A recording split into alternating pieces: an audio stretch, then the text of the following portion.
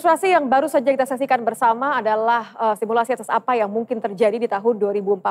Dan di depan saya saat ini, Bapak-Bapak, adalah buku yang akan kita bahas bersama. Kita akan mulai bahas sekarang.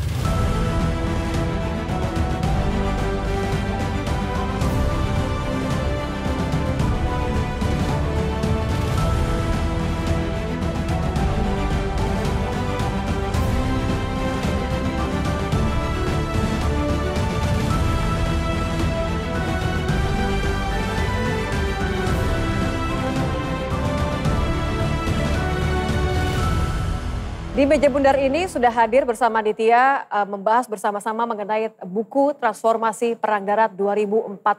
Saya ingin memperkenalkan pertama kali, terima kasih sudah bergabung Mas Andi Wijayanto selaku Gubernur Lemhanas dan Penasehat Senior Lab 45. Terima kasih. Yang juga saya ucapkan selamat datang karena sudah bergabung saat ini Letjen TNI Purnawirawan AM Putranto selaku Asisten Khusus Menhan Matra Darat Bidang Alutsista. Pak Putranto, kehormatan untuk saya Bapak ada di sini. Ya, saya nantikan cerita yang banyak dibagi kepada kami. Terima kasih. Dan juga Mas Yoga Aditrisna selaku CCO Brakar Komunikasi, luar biasa kolaborasinya. Terima kasih, ya. Mohon nanti banyak ceritakan kepada kami pasti. di sini ya. Dan juga sudah bergabung, sudah ada di layar bergabung bersama kita hari ini Jenderal TNI Dudung Abdurrahman, Kepala Staf Angkatan Darat.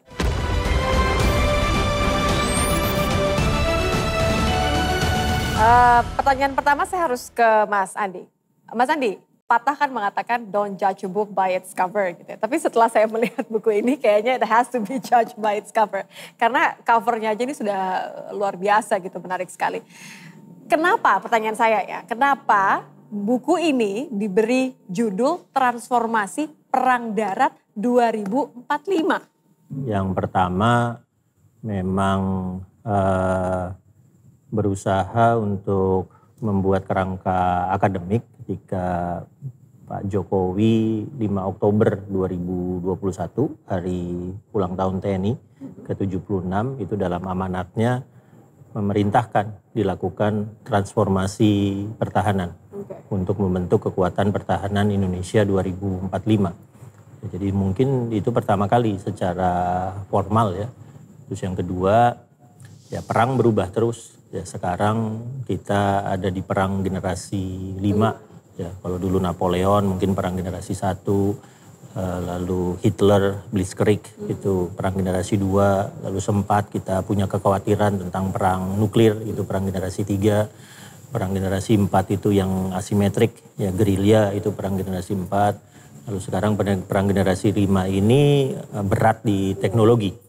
Ya, di perangnya berubah terus. Jadi pertanyaannya apakah Indonesia sanggup siap untuk mengadopsi perkembangan terkini sehingga kekuatan pertahanannya relevan ya untuk revolusi militer ke depannya. Kalau kita lihat berarti kan ada sejarah di sini, ada kemudian juga prediksi, ada kekuatan alutsista juga gitu. Apa yang menurut Mas Andi paling krusial? Itu kan biasanya kan dimulai dari apa yang harus tidak boleh tidak dimasukkan. Karena kan milihnya pasti sulit nih, dari sekian banyak informasi. Sebetulnya bukunya terbagi menjadi 3 utama. Ya, yang pertama yang ada di bab 2 itu tentang kerangka akademiknya. Jadi di situ dimunculkan referensi-referensi standar kalau kita memang ingin melakukan kajian pertahanan, kajian militer yang biasanya dipakai oleh semua kampus ya termasuk pendidikan militer kalau ingin memperdalam. Di bab 3 itu tentang data. Ya, jadi ada data tentang operasi militer, ada data tentang alutsista, ada data. Ini berarti by approval Pak Putranto juga ya. Kami terbantu banyak dengan Mas Putranto ya saat itu menjabat sebagai Dankodiklat yang memberikan kami akses ya ke beberapa dokumen ya termasuk sejarah ya, sehingga mampu melengkapi data itu. Lalu bab 4 baru tawaran transformasinya yaitu saya yang mengawaki bab 4 ya berdiskusi dengan para penulis yang lain untuk menawarkan transformasi Angkatan Darat sampai 2045. Kalau tadi Mas Andi sudah mengatakan soal tujuan dari buku ini penuh dengan syarat informasi. Saya ingin bertanya ke Pak Putranto. Pak, ini kan konflik antar negara sekarang ini kan berubah ya, dinamikanya berbeda gitu. Pengetahuan seperti apa sih sebenarnya yang harus dimiliki untuk mengantisipasi, untuk menghadapi apa yang mungkin terjadi, kita katakan saja perang di masa depan atau di 2045 nanti? Ya, terima kasih Mbak Nit. Jadi pengetahuan saya tentang bagaimana peperangan di masa depan ini, termasuk bagian pertahanan negara ini, memang sesungguhnya harus diketahui oleh semua kalangan. Itu yang pertama. Karena dengan semua memiliki pengetahuan yang sama, pemahaman yang sama, maka untuk menjadikan bangsa ini akan lebih besar. Karena apa? Rasa militansi, rasa keingin tahuan bagaimana perkembangan dihadapkan dengan negara-negara lain. Nah, dihadapkan dengan konflik dari negara-negara yang cukup memiliki dimensi yang tinggi, ya, spektrum yang tinggi, ini akan membuat persaingan-persaingan di negara-negara lain bagaimana masing-masing untuk menjaga supaya negaranya menjadi kekuatan yang lebih dari negara lain. Makanya kenapa banyak sekali ya informasi tidak hanya soal militer ya Pak ya di buku ini ya. Saya sudah mungkin 4 kali ya bolak-balik baca bolak-balik ini. Ya? Ini menarik ya. Mana nih? Ini harus dengan ilustrasi aja kita sudah paham. Itu artinya buku ini berbeda dengan yang lain yang pernah saya lihat ya. Kalau saya melihat kan doktrin-doktrin lain kan tulisan aja kecil-kecil ya. Saya malas bukanya, diambil kesimpulan aja kan gitu kan. Tapi ini berbeda. Terima kasih nih Mas Andi sama Mas Yoga sudah memberikan yang terbaik untuk prajurit, untuk juga masyarakat. Karena siapapun membaca ini dan menurut saya warga negara yang paham bagaimana kita bisa menjaga dan membela negara kita, ya setidaknya membaca buku ini dia akan lebih tahu, lebih paham. Yang satu yang membuat saya tertarik sekali sih tetap pengemasannya ya. Kalau kita lihat kan isinya pun ini penuh dengan ilustrasi gitu, beda banget. Kalau yang biasanya kan informasi-informasi seperti ini tulisan gitu kan semuanya. Kenapa akhirnya mempertimbangkan untuk mengemas buku ini dengan gaya yang sangat berbeda? Ya pertimbangan pertama ini pengalaman saya diminta paparan biasanya. Pengalaman paling unik itu waktu di Akmil, Mas Putranto. Apa yang terjadi tuh Mas? Ya, saat itu di Akmil saya itu meminta izin supaya saya menginap lalu ikut dalam kegiatan Taruna. Ya, saya waktu mereka lari, baris segala macam saya nggak ikut, hanya ngelihat saja. Tapi waktu di 1:30 saya kelelahan luar biasa, ngantuk. Saya pikir saya aja ngantuk gimana mereka ya. Benar, iya. Jadi kalau mereka kan memang ditempa ya, ditempa supaya tadi supaya memiliki militansi ya, tidak patah semangatnya, mengalahkan kelelahan apapun yang terjadi dalam medan apapun ya. Dan seterusnya. Tapi saya sebagai dosen mikirnya apa bisa diserap ya yang ingin saya sampaikan. Dan di situ tertantang untuk membuat materi-materi yang lebih mudah ditangkap. Ya, lalu menyadari juga bahwa kita masuk ke generasi Y, ke generasi Z, ya kelompok milenial yang tampaknya menyerap informasi itu harus memanfaatkan semua indera, ya, melihat, visual, membaca teksnya dan juga mendengar. Ya, yang kita belum muncul hanya membau dan merasa aja tuh gimana caranya. Mungkin punya buku yang tiba-tiba bisa dibawa. Tantangan berikutnya. Semua indera itu muncul gitu kan. Tapi semakin kita menggunakan semua indera, semakin mudah kita menyerap informasi. Ya itulah generasi sekarang. Tapi sebelum Mas Andi tadi katakan soal bagaimana eksplor dan lain-lain, saya pengen ke Mas Yoga. Mas Yoga, ini halaman yang tulisannya judulnya adalah Kemenangan, ini adalah halaman pertama yang saya buka gitu, pertama kali. Dan saya sangat terkesima karena ilustrasinya luar biasa. Ya. Ini sebenarnya yang menjadi pembeda utama di buku ini adalah ilustrasinya kan ya Mas Yoga? Betul, iya. Ya seperti contohnya halaman Kemenangan ini salah satu yang menarik ketika kita mengerjakan ini adalah brainstorm gitu. Jadi ketika tulisannya itu tentang kemenangan, lalu kita pilih adegan kemenangan apa ya dari sejarah gitu. Di belakang ini ya? Apakah adegan yang ini, apakah adegan yang itu. Nah di situ menariknya kita dalam mengerjakan buku ini. Dan satu lagi, kalau dari teman-teman Lab 45 itu kan mereka akademisi, mereka sudah menuliskan data-datanya yang lengkap dengan catatan kaki banyak gitu. Nah di bagian kami adalah memvisualkan, tapi harus tepat. Jadi misalnya pengen memperlihatkan Perang Dunia Kedua, itu helm tentara Jermannya nggak boleh salah, itu senjatanya nggak boleh salah gitu. Itu salah satu contoh aja. sedetail itu. Iya, betul. Tapi dari kacamata Mas Yoga sendiri sebagai awam ya, kalau Pak Putranto tadi kan sudut pandang sebagai militer begitu. Mas Andi juga punya pengalaman luar biasa di Lemhanas. Artinya dari kacamata non akademisi, non militer gitu. Bagaimana Mas Yoga melihat pesan informasi yang ada di buku ini?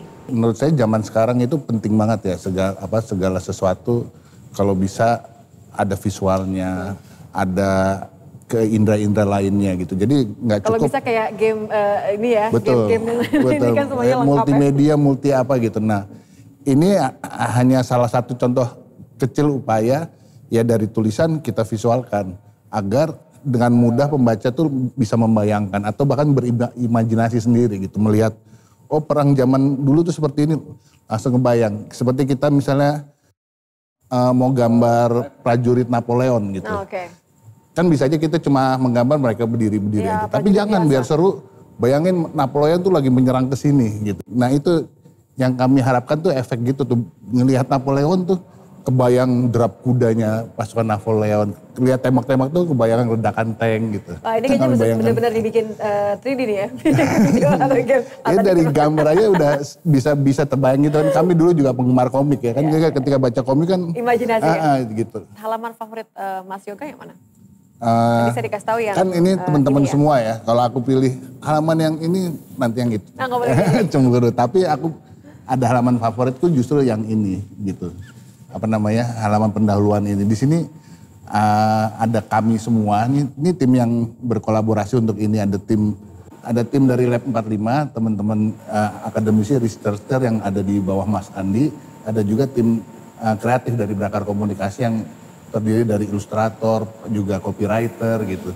Secara real kami nggak pernah ada dalam satu ruangan ini seperti kayak gini. Tapi kan ini bisa digambar seperti ini.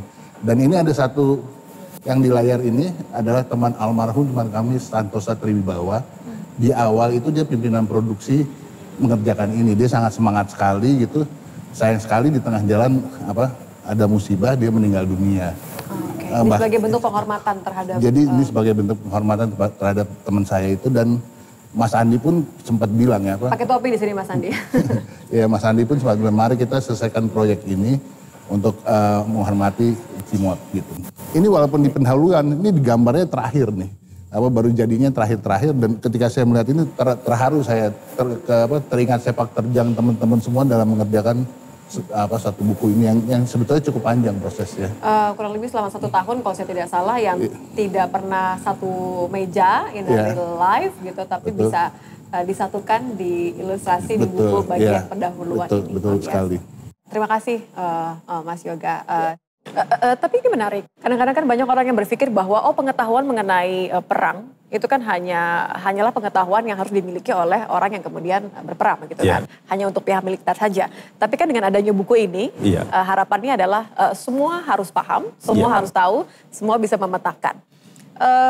Seperti apa sebenarnya, sejauh apa menurut Pak Putranto informasi seperti ini harus dinikmati sampai ke tangan publik? Kita nggak ngomong cuma taruna aja berarti ya, gitu kan, publik berbagai usia nih. Jadi gini, tadi saya udah bicara sama beliau, Mas Andi, Mas buku ini sangat baik ya, artinya tidak semata-mata untuk militer, tapi mahasiswa adik-adik semua pun menurut saya ya wajib tahu ini, karena apa? Di samping kita bisa melihat gambaran secara umum, tetapi referensi cukup lengkap. Dan yang paling penting adalah saya berharap sosialisasi. Dan ini akan memberikan sosialisasi kepada siswa. Kemudian kami juga ada siswa Sesko TNI. Kemudian ada Sesko Angkatan. Dan juga kepolisian. Nah ini salah satu untuk di institusi.